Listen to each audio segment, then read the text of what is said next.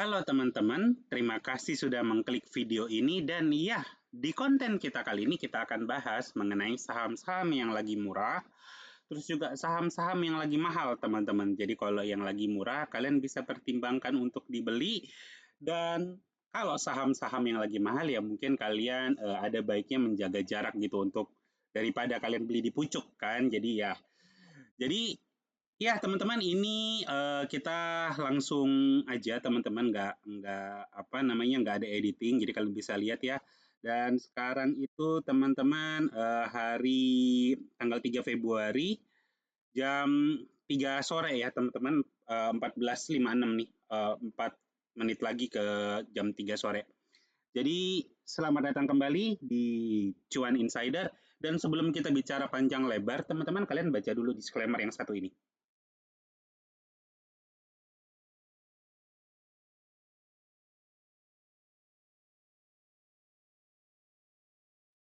Oke, udah baca ya teman-teman.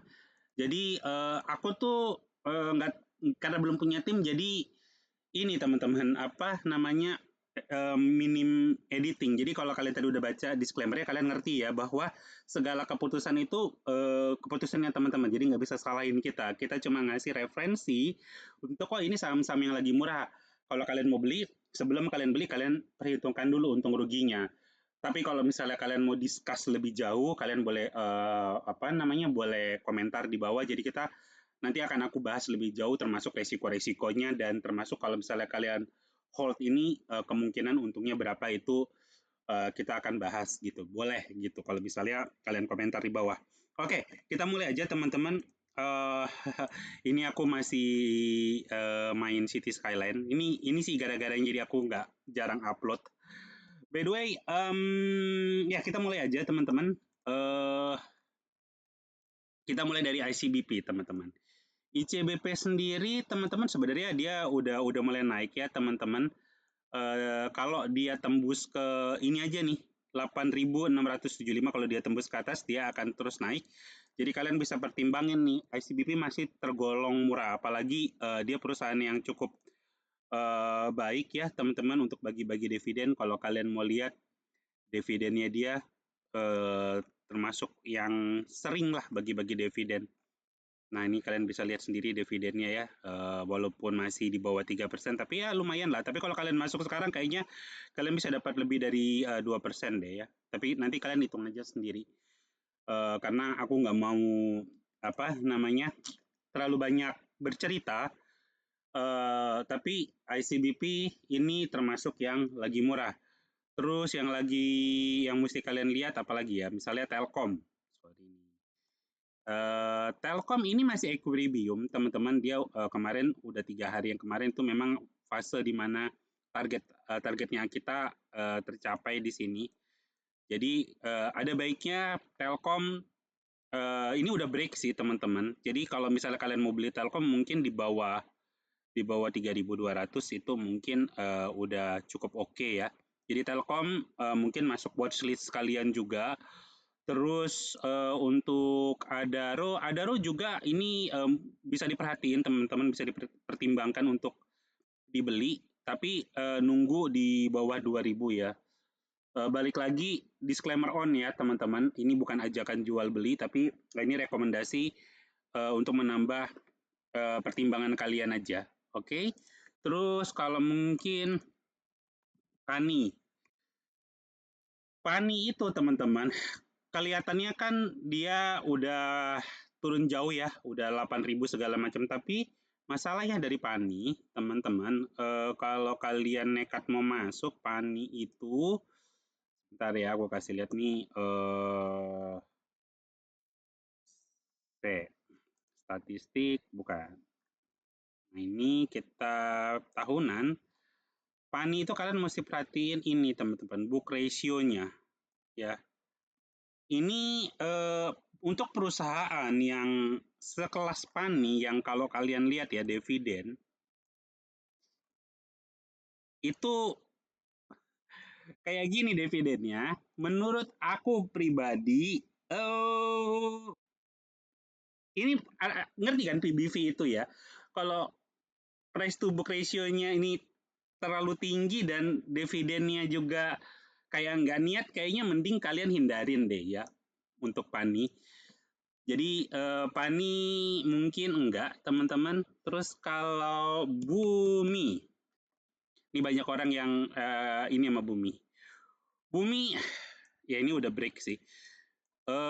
Untuk Bumi sendiri, menurut aku hindarin juga teman-teman, walaupun dia candle lihat turun kayak gini, dan pasti banyak orang yang bilang udah murah karena dia udah di sini ya teman-teman, udah jebol ke level bawahnya, ke level supportnya, dia mental di level supportnya. Tapi aku sendiri untuk Bumi sebaiknya kalian hindarin karena balik lagi ya, kita lihat dia punya PBV. Kenapa PBV mesti dilihat? Mungkin kalian bertanya-tanya. Karena itu sebenarnya nilai perusahaan, teman-teman. Ini price to book ratio-nya juga ini 3 kali lipat ya, teman-teman. Terus kalau kalian lihat dividen juga tidak ada dividen.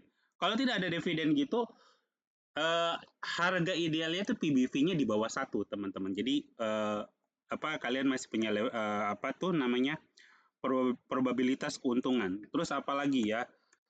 MDKA. Ini MDKA sih aku nggak pernah perhatiin ya.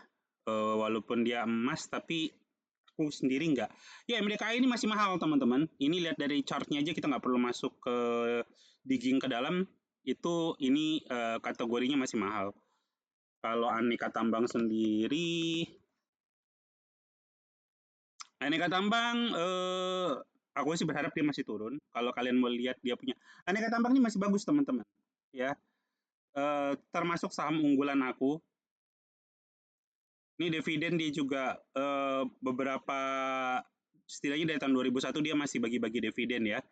Terus kalau kalian mau masuk ke statistiknya tahunan, dia punya price to book ratio-nya, karena dia sering-sering bagi-bagi dividen jadi 2,71 masih oke. Tadi kalian ingat ya, Bumi itu kan hampir 3 ya. Ya kalian bisa pertimbangkan dari sisi ini. Jadi seperti itu teman-teman, yang saham-saham yang tadi aku sempat omongin.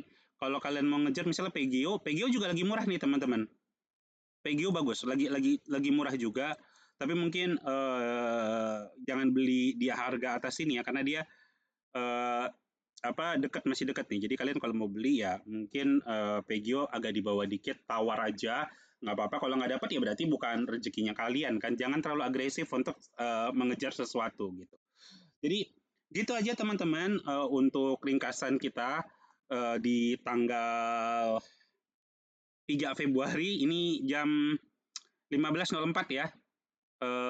Terus kalau kalian, supaya kalian tahu nih, tuh jam 3 tuh. Jadi aku tuh ini video beneran nih, jangan editing, beneran. Aku bener-bener sekali langsung ngomong aja. Jadi seperti itu. Dan by the way, gue juga kalau ditanya nih untuk ngomentarin kasus yang TR, kemudian kasus MSCI, sebenarnya itu udah dipredik, udah jadi bahan omongan orang-orang trader-trader lama, dan mereka semua tuh pada nggak senang sama anak-anak baru ini. Kenapa? Karena anak-anak baru ini ngarahin kalian ke saham-saham yang sebenarnya nggak masuk di akal harganya gitu loh. Udah terlalu mahal, nggak pernah bagi dividen, keuntungan yang nggak jelas. Tapi atas dasar likuiditas, mereka tuh ngasih masukan beli. Akhirnya ya seperti itu. Akhirnya MSCI bilang, loh ini perusahaan-perusahaan yang nggak jelas kok tiba-tiba banyak banyak yang perdagangnya. Akhirnya mereka nggak percaya kan. Justru itulah makanya itu tuh yang ada foto beredar tuh, yang satu geng. Nah itu tangkap semua tuh, tangkap semua. Udah baliklah MSCI apa segala golden, itu pasti mereka akan balik karena mereka kemarin tuh bingung aja loh, kok ini kok jadi liquid nih barang di perusahaan-perusahaan yang harusnya nggak jelas ini. Jadi ya kayak gitu, gitu aja teman-teman. Ya, jadi sekarang itu ini aku mau akhirin aja videonya, ini tanggal 3 Februari jam 3 ya. Jam 3 sore ini kalian bisa lihat. Jadi ya gitu aja teman-teman, thank you yang udah nonton. Oh, by the way, PTBA gimana ya? Terakhir PTBA. PTBA ini boleh nih, masih cukup enggak sih? Enggak sih, PTBA masih agak mahal walaupun kalau kalian lihat chart. Masalahnya di sini ada gap jauh nih teman-teman. Ya memang ini kalau misalnya ditutup bisa langsung loncat sih, tapi mungkin hati-hati di PTBA. Jadi gitu aja. Thank you yang udah nonton. Sekali lagi ya ini kalian bisa lihat. Gitu aja. Oke, thank you yang udah nonton. Sampai ketemu di video-video kita yang akan datang. Dadah.